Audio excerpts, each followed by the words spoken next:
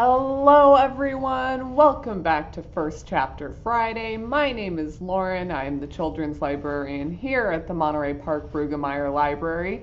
First Chapter Friday is where every first and third Friday I read the first chapter of a book to you all, and then if you are interested in checking it out, you can head to our catalog to check it out via Contactless Checkout or to our ebook and e-audiobook platform OverDrive if we have it available there. This Friday we will be reading the first chapter of The Last Holiday Concert, and this is written by Andrew Clements, and it is available in the print version and also the e-audiobook version on OverDrive. So let's get started. The Last Holiday Concert. Chapter 1, Palmer Kids. Hart Evans sat in the front row at the second big assembly of the year. The kids from the last few homerooms hadn't found their seats yet, so there was plenty of noise. Hart turned and looked around the auditorium, sweeping his eyes from left to right. There were still a lot of unfamiliar faces in the crowd, even after 2.5 months of school. Then, as the last group of kids sat down, Hart saw something he had never noticed before.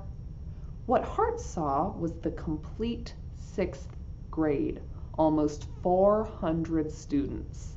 The thought that came to him was like a vision, a burst of understanding. And Hart said to himself, "We're the Palmer kids now." In the town of Brentbury, kids went to kindergarten, 1st, 2nd, 3rd, 4th, and 5th grades at Collins Elementary School or at Newman Elementary School. Like two streams tumbling down different sides of the same hill, the Collins kids and the Newman kids bubbled along separately for 6 years. Those two streams of children flowed together for the first time at Palmer Intermediate, where they became a swirling pool of 6th graders. Palmer Intermediate School contained the 6th grade, the whole 6th grade, and nothing but the 6th grade. Every fall it took a couple months for the new 6th graders to stop thinking of themselves as Newman kids or Collins kids. By October or November it began to sink in. We're the Palmer kids now. So Hart was right on time. Hart Evans liked being at Palmer Intermediate. It was so different from elementary school. Part of that had to do with the building. Everything was bigger. Bigger gym, bigger cafeteria, bigger playing fields, and a big auditorium with a full stage. Until about 15 years ago, Palmer had been the junior high school, and that's what it felt like. That's also how Palmer School was run, like a junior high. All the kids had lockers. They had homeroom in the morning and then moved from class to class, subject to subject, teacher to teacher for the rest of the day. It was a whole new school experience. Making the jump to Palmer Intermediate made Hart feel like he was finally getting somewhere.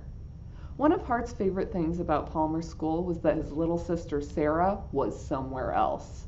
She was in 4th grade now, 2 years behind him back at Collins Elementary. Since her first day of kindergarten, Sarah had been like a piece of gum stuck to the bottom of Hart's shoe. She had never missed a chance to tease or bother or embarrass her big brother. Plus, Sarah was nosy and a huge tattletale, and she had never, ever accepted the fact that Hart was the most popular boy at Collins Elementary School, which was true. Sarah didn't understand why everybody liked her brother so much, but clearly they did. Who always had 15 guys crowding around his table at lunch? Hart. Who got picked first at recess for baseball or dodgeball, even though he wasn't the best player? Hart. And who got invited to everybody's birthday party? At least 2 invitations each week, all year long. Same guy, Hart. Sarah knew a different side of Hart Evans. At school, he was Mr. Cool. At home, he was more like a nerd or maybe a mad scientist. Hart even had his own workbench, which was really just an old corner desk. It had 4 skinny legs and 1 wide drawer that ran across the longest side of the triangular top. He'd spotted the desk at the end of someone's driveway one Saturday morning on the way back from soccer. "Mom, quick, stop the car. I need that desk. It's perfect."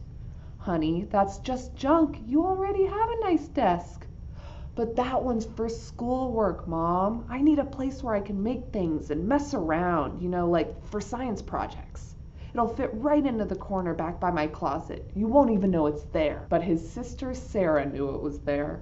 When Hart wasn't home, she would snoop around to see what kind of goofy stuff he was up to. Like using the electric drill he'd gotten last Christmas to make tiny holes in pennies and bottle caps and acorns and pencils and just about everything else. Like using glue to make sculptures out of nails and chunks of rock and rusty nuts and bolts. Like making huge fake boogers out of dried rubber cement, or using bits of blue and green bottle glass to make weird little stained glass windows. And how had Hart melted all those plastic milk jugs into that big lumpy mess? And why did he have so many different kinds of rubber bands? Bags and bags of them. Ever since nursery school, Sarah had been trailing along 2 years behind her brother, and her identity was always discovered. Your last name is Evans, right? That was usually the first question. Then Sarah would see the teacher size her up and slowly put it all together. The shape of her face, her blue eyes and sandy brown hair, her slim build and slightly above average height, just like her brother's. And then the teacher would get this cheery look on her face and say, "Oh, yes, you must be Hart's little sister, right?" And Sarah would nod and smile. By second grade, she had stopped smiling. And in third grade, Sarah had said, "Yes, Hart is my fantastic, wonderful, glorious older brother, and I would appreciate it if no one mentions his name again, ever." Sarah's friends would say, "Hart Evans is your brother? He's so cool." And Sarah had to explain that, based on her observations, Hart was actually a total dweeb. But all that was in Hart's past. Sarah didn't even ride the same bus with him anymore. At Palmer Intermediate School, Hart was on his own. Palmer kids. Looking around at all the sixth graders, Hart wrestled with the idea.